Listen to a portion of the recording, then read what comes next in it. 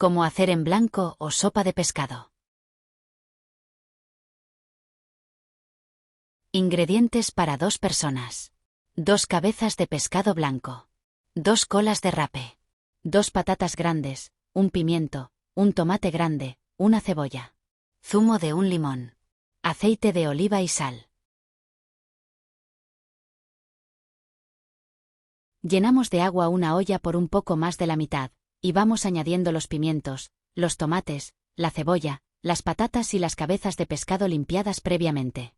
Ponemos la olla a fuego fuerte y echamos sal, un chorro de aceite de oliva, el zumo de medio limón y lo dejamos hervir durante 45 minutos.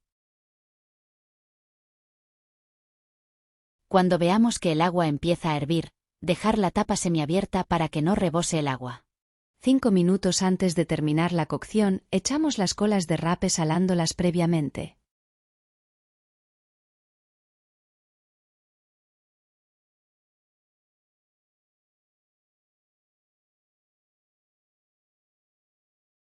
Cuando pasen los 5 minutos apagamos el fuego y retiramos las cabezas de pescado y las colas de rape.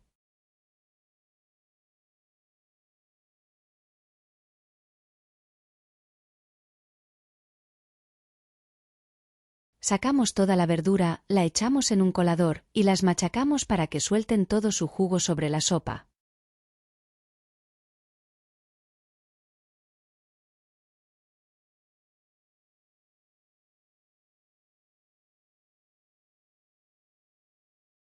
Y listo, ya tenemos hecho el en blanco o la sopa de pescado española. ¡Buen provecho!